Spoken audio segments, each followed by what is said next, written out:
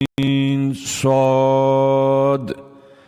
د هغه رحمت یادونه ده چې ستا رب پر خپل بنده ذکریا علیه السلام کړی و کله چې هغه خپل رب په پټه پټه وباله.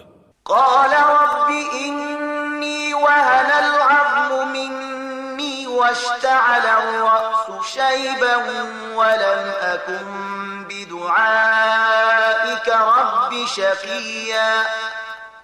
غرض وکړه ای پروردګاره زما ان هډوکي کمزوري شوي دي او سر مې له ډېر زوړوالي نه بل وهي.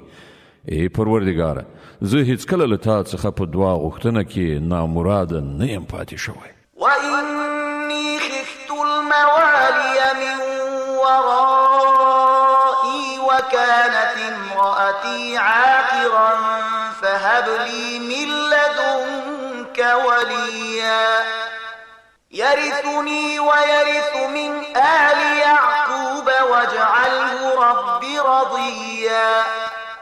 زلزانه وروسته د خپل قوم له بدیو نه ویریږم او زما میرمن شنډه ده نو ما ته په خپل ځانګړي لورینه او داسې وارث را په برخه کړه چې زما وارث هم وي او د یعقوب د کورنۍ میراث هم عمومي او ای پروردګاره هغه یو غوره انسان وګرځوه.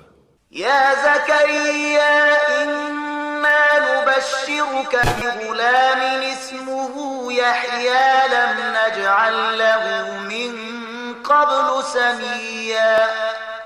جواب ورکړ شو ای ذکریا مونږ تا ته دیو هلک زیری درکو چې د هغه نوم به یحیی وي.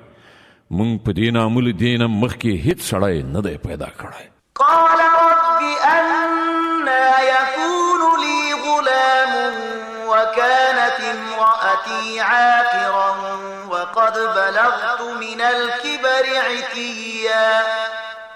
ذکریا عرض وکړ پروردګاره ښه نو زما به څنګه زوی وشي چې میرمن مې شنډه ده او زه له زړښته وچ شوی یم. قال كذلك قال ربك هو علي هين وقد خلقتك من قبل ولم تك شيئا. ځواب ورکړ شو همداسې به کیږي ستا رب فرمایي چې دا خو زما لپاره یو وړه غوندې خبره ده نه ګوري چې له دې نه مخکې مې ته په داسې حال کې پیدا کړي چې ته هیڅ شی نه وي. قال رب اجعل لي آية قال آيتك ألا تكلم الناس 3 ليال سويا. ذکریا وویل پروردګار زما لپاره کومه نښانه وټاکه. وی فرمایل ستا لپاره نښانه دغه ده چې ته به پرلپسې 3 ورځې له خلکو سره خبرې ونه شې کړای.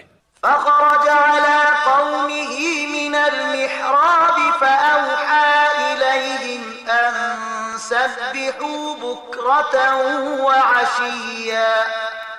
نو هغه له محراب څخه راووت خپل قوم ته راغی او هغه په اشاره سره هغو ته لارښوونه وکړه چې سهار او ماښام پایکي بیانوي. يا يحيى خذ الكتاب بقوة وآتيناه الحكم صبيا وحنانا من لدنا وزكاة وكان تقيا وبرا بوالديه ولم يكن جبارا عصيا. او پر هغه غږ وشو ای یحیی د خدای کتاب ټینګ ونیسه. موږ هغه ته په ماشومتوب کې حکم ورکړ او له خپل لوري نه مو هغه ته خواخوږي او سپېڅلتیا ورکړه او هغه خورا پرهیزګار او د خپل مور او پلار حق پیژندونکی و. هغه نه زور زیاتی کوونکی و نه سرغړونکی. وسلام